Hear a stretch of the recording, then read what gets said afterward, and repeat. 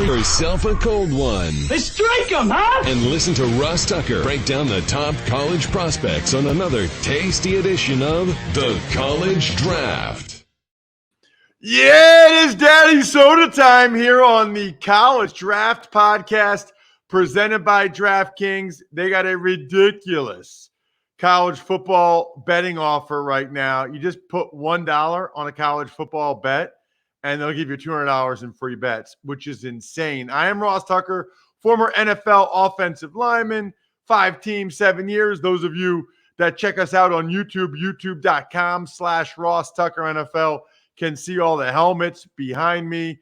And we are getting closer and closer to college football season. Next week, we will be breaking down the top prospects in the biggest games in week 0. And by we, I mean primarily he, Emory Hunt, absolute stud at FBall Game Plan on Twitter, Football Game Plan on YouTube, footballgameplan.com/2022 draft guide.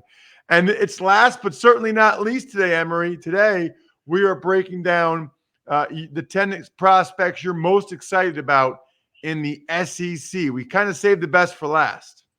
Yeah, and it's funny because, when we look at this list, a lot of people will say, well, where's this guy? Where's this guy? All the top prospects are juniors. So we're looking at some seniors to get excited about for this draft class that you need to get familiar with. I think draft community loves to go to underclassmen all the time and always ignores the senior prospects until it's too late. So let's just look at some seniors that you want to have earmarked going into the season. Absolutely love it. Let's talk quick, though, because I want everybody to know this. Just a friendly reminder, we are 3 podcasts in one. So in 30 minutes, we're going to give you the NFL Draft Podcast, which is the prospects to watch that weekend in college football. We're going to give you the College Football Podcast, talking about the top games. And we're going to give you a College Football Betting Podcast, where Emory will make his picks against the spread. This year, we got Nebraska at Illinois. We got a Big Ten matchup.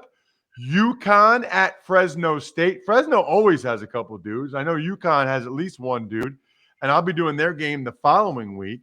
Hawaii at UCLA.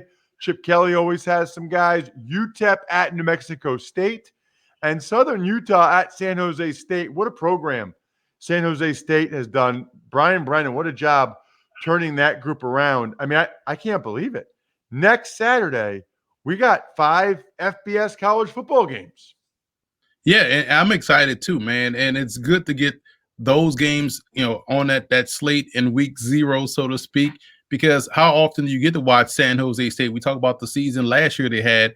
They went toe-to-toe with everyone in the Mountain West, and they're looking to get back out there on the field after what happened in that bowl game against Ball State. So I'm excited to see those guys out there play, and just the fact that we're getting college football back and we'll have fans in the stands. So this, Ross, because you were there this past weekend calling the Eagles game, how different it makes the broadcast when you have fans and that gnat sound out there in your ear. Oh, look at him, man. Look at Emory with the fancy term, gnat sound. I love it. Dude, it was awesome. First of all, I love preseason games. I love getting a chance to see these kids play for the first time. And the energy was awesome. The other thing I love is, I love as stars emerge. There was only 2 games last Thursday night. It was Patriots-Washington, and then my game, Eagles-Steelers. And I was watching for some of the guys you were talking about on social media, like Pete Guerrero, the running back from Monmouth. But, Emory, how about the speed that Quez Watkins from Southern Miss showed? I mean, dude, now he made a 4.35 at the combine. I had a buddy of mine who's a Steelers fan. He was like, dude, Quez Watkins isn't that fast.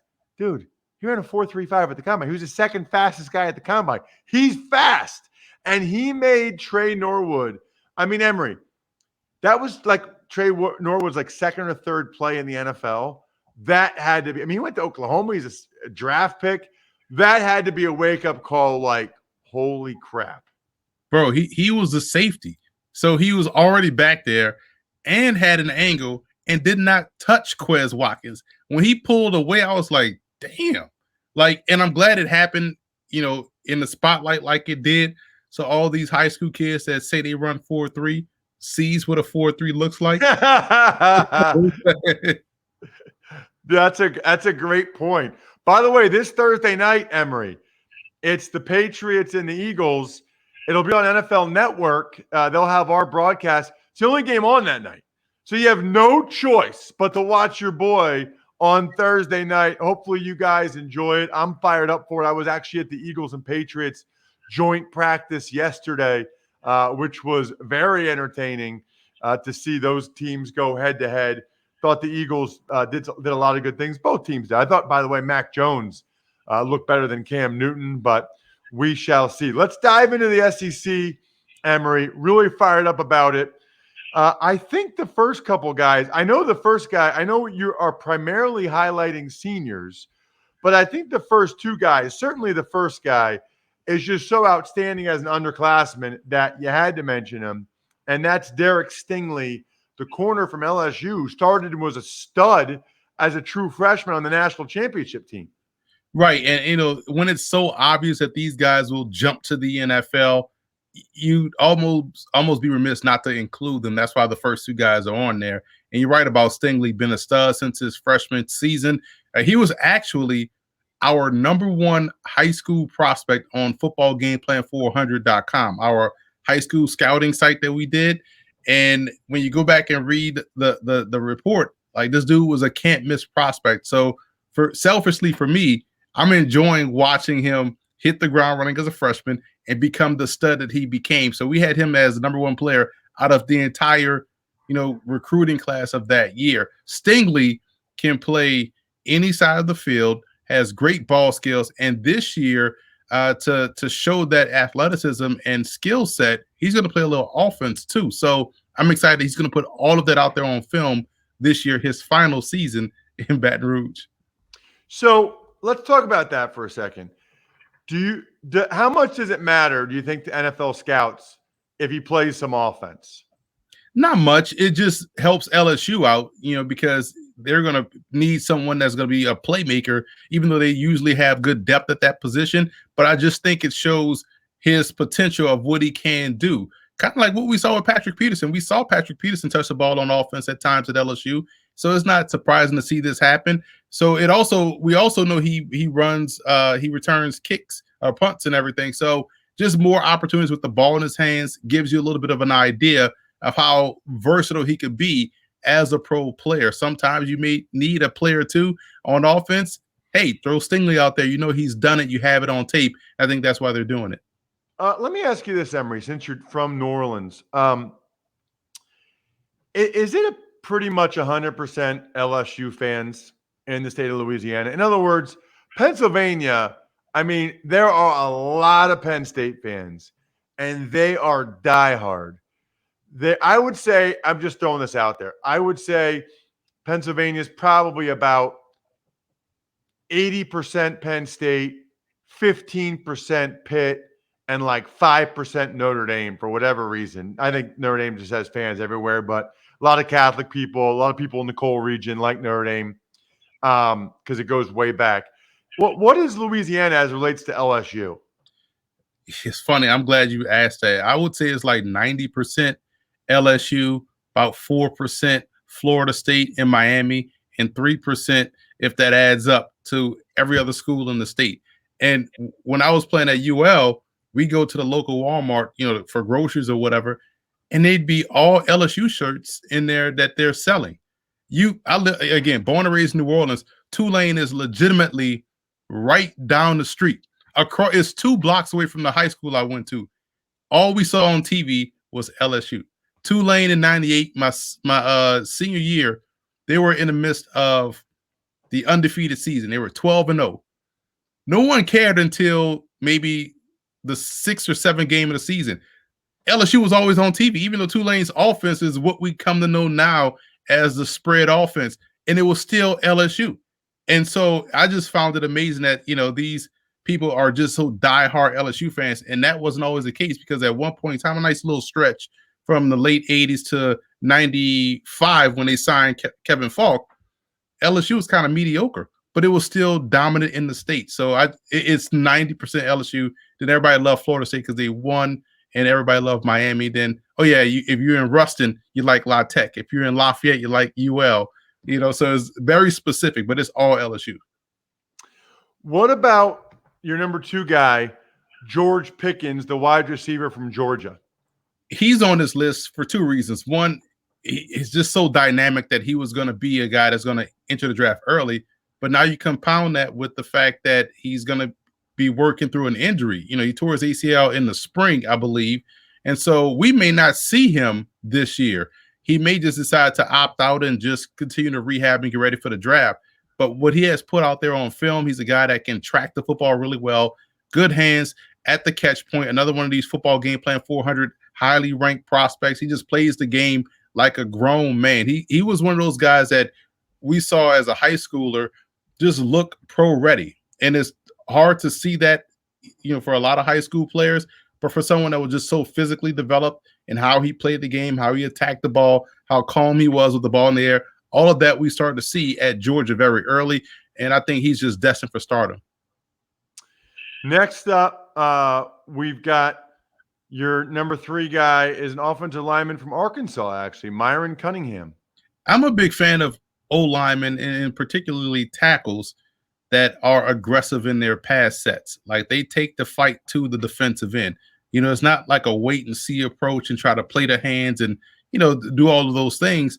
Cunningham is someone that is like, nah, I'm not going to wait. You're going to see these hands first. And he does a good job. He does a really good job in the run game. And yes, sometimes it can be a little bit over aggressive and guys can slip his blocks, but you like that attitude and you can coach up the other things around his game to get him to be a little bit more consistent.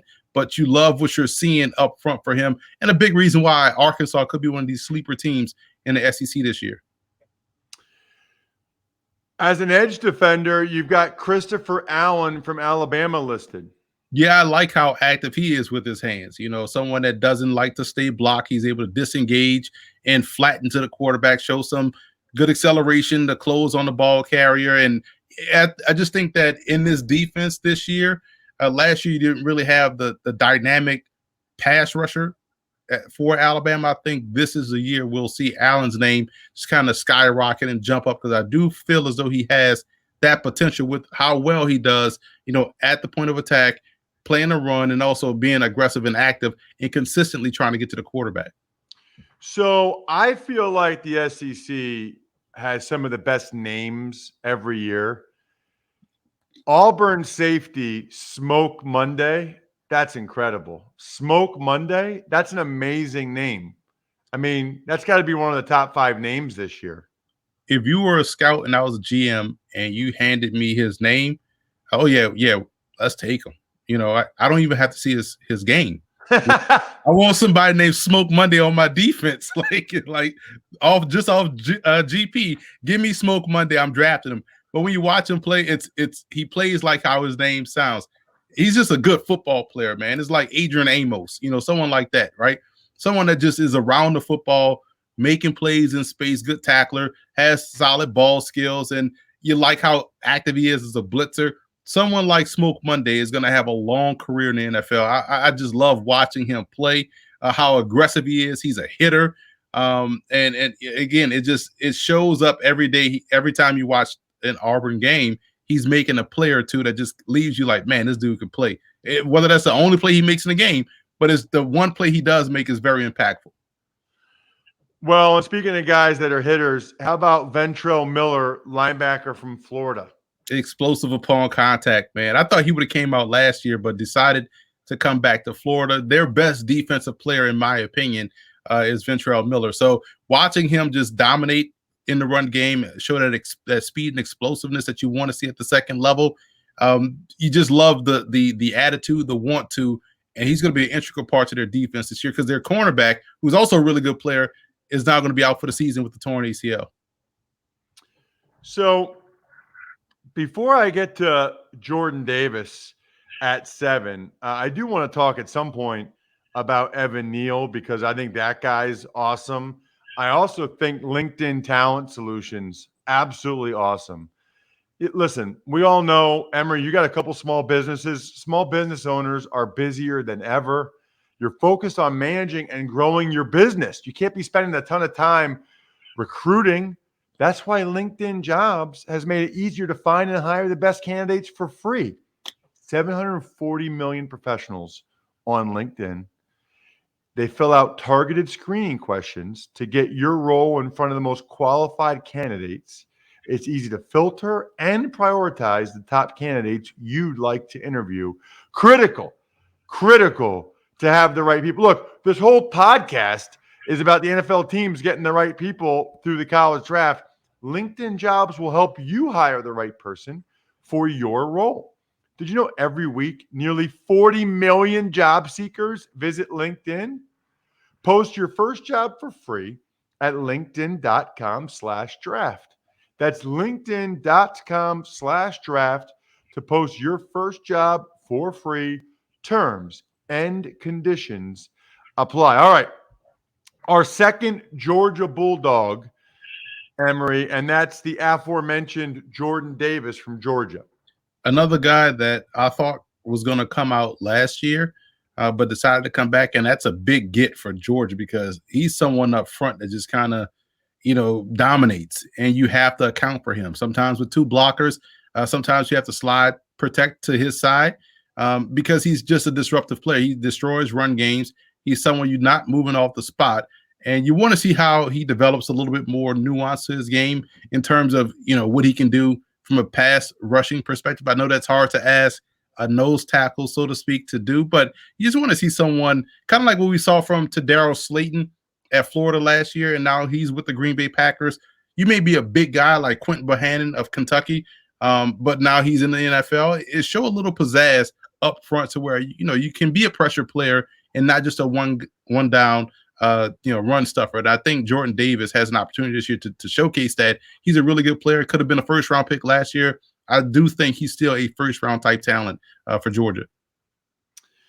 Then we've got Ali Gaye, an edge from LSU. It's funny, some of these schools, I swear, LSU, Georgia, Auburn, Alabama, those four in particular, and I guess Florida, those five, always so good up front on defense. Like their front sevens, a million dudes always. Tell me about Ali Gaye. He was a JUCO transfer, and his first game at LSU was against Mississippi State. And you just like, man, this dude, number 11, is making all the plays. Like he's playing his butt off. And you look at how he wins. You talk about again, Ross, I love to go old school players and guys that we remember growing up. Remember how heavy-handed Sean Jones was that played with the Raiders and the Oilers? That's Ali Gaye. It's like he put those paws on you and you kind of stunned and stymied at the line of scrimmage. He just moves you out the way and goes and makes the play.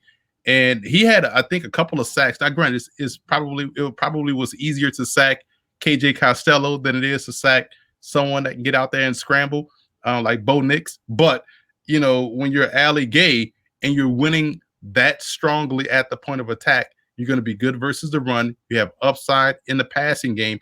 I think he's the underrated prospect in the SEC. Interesting. Okay. I like it. I like when we got underrated guys. How about safety Leon O'Neal Jr. from Texas A&M? I think this could be this year's version of Jordan Fuller, who was at Ohio State. It was an okay player, but has grown and blossomed into a really good player, starter for the Rams, right? And O'Neal is someone that has good enough awareness, good ball skills, can make plays in the open field as far as tackling is concerned. I think he can play either safety spot, which is advantageous for him going to the pro game because you're going to have to be a little bit of a combo safety. You want to see how well he can do in one-on-one coverage. I think that's an area for him to grow this year. But in terms of just playing safety, I like his game. And I think, him being another key part to this Aggie defense that's returning is going to be huge for them if they want to try to upset Alabama and win the SEC, which they have a good chance to do if they figure out their quarterback situation. But O'Neal is someone that has good all-around game, and I do think because he's not the most dynamic player, people are not talking about him, but that's why I compared him to Jordan Fuller, someone that could end up being a much better pro or getting his credit that he deserves as a pro that he doesn't get as a collegian. You know what's so funny? I think people don't understand how important football intelligence is and how quickly you process things. Like watching the Eagles the other night, Alex Singleton, who's got to be an Emory Hunt favorite. I mean, he played Montana State, played in the CFL for a couple of years. He's been on and off of practice squads. He's the Eagles' leading tackler last year. He really processes well. Like he has a feel for what's happening, and he's there and he flies around. Even another guy that went undrafted, even though he started a zillion games at Wisconsin, TJ Edwards. Like some guys just see it better than other people. And those are a couple of examples. And I think guys like Jordan Fuller, you mentioned, Leon O'Neal, they just see it better. And that's a hard thing to teach. I mean, obviously you're teaching the coaching points and you're like, hey, here's what you want to look for. But it just comes more naturally for some guys than it does for others. Absolutely. And it shows you that you can't just plug and play with a lot of different players. And you think about someone's background, let's say like Alex Singleton, who played in the Big Sky Conference, where you're going to see a lot of different offenses, right? And then he goes to the CFL, where the field is wider, the game is spread out. So it is to your advantage to get to where you have to be quickly. So now you condense all of that in the NFL game. Well, no wonder he's getting from point A to point F in a hurry, right? Because he had to do that in a wider game. It's condensed. He's still able to play as fast sideline to sideline. And you're right. Sometimes it just comes natural. Some people can just instinctively, understand what an offense is trying to do for them. And I just think are due to them. And that's why guys like that, like you mentioned, just have a better feel for the game. And I just think that is, like you said, is an underrated element to when you are studying prospects, and why sometimes we use the term maybe a better pro than he was in college. By the way, I mentioned him earlier, Evan Neal, 6'7", 360 for Alabama. Really looking forward to watching him. He started the first 2 years, true freshman, true sophomore. Now he'll be a true junior. I think he'll play at left to take over for Alex Leatherwood. Really excited to see what he's able to get done this year. And then you've got a quarterback, which I think is interesting. I don't know much about this guy. I got to be honest with you, Emory. Maybe I'm showing myself here, but Hendon Hooker from Tennessee, I never even heard of this guy. Yeah, he transferred from Virginia Tech, and he was the Virginia Tech starting quarterback up until last year. Then he grad transferred to Tennessee. And the reason why I added him on here is because we know what that position looked like the last 3 years at Tennessee. With their Garantano is now at Washington State. And so they bring in Hendon Hooker, who played some good football for Virginia Tech.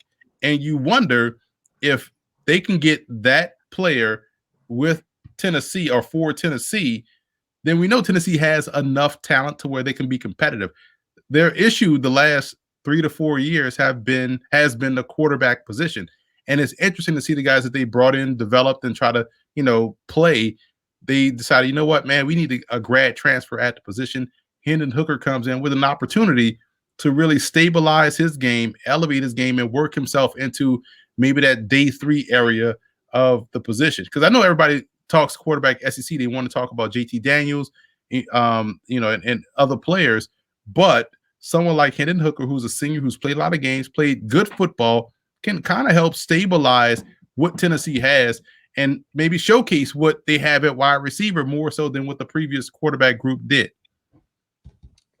Make sure you check out this man on social media so you know where he is, because he's everywhere. At FBall Game Plan on Twitter, Football Game Plan on YouTube, footballgameplan.com/2022 draft guide. Reminder, we take requests. We're like a DJ. We take questions. You got a question about a specific prospect? Emory knows him. I'm telling you, Emory knows him. He will be able to tell you about that guy. So give us an email. Let us know. I'm at Ross Tucker NFL. We are at Ross Tucker Pod. Love those of you that spread the word via social media.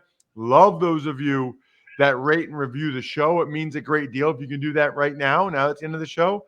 That'd be great. I think we're done here. No, I think we're done here. The keg is kicked. We're all tapped out. Thanks for listening to the College Draft Podcast. Make sure to also subscribe to the Ross Tucker Football Podcast, Fantasy Feast, Even Money, and The Business of Sports. All available at Apple Podcasts, rosstucker.com, or wherever podcasts can be found. A lot of times on the show, I mentioned DraftKings. Here's what you need to know. You got to be 21 or older, New Jersey, Indiana, or Pennsylvania only. New customers only. Restrictions apply. See DraftKings.com/sportsbook for details. Gambling problem, call 1-800-GAMBLER, or in Indiana, 1-800-9-WITH-IT. By the way, if what I was talking about included a deposit bonus, doesn't always, sometimes it does. Deposit bonus requires 25 times playthrough, and deposit bonuses are paid out in site credit.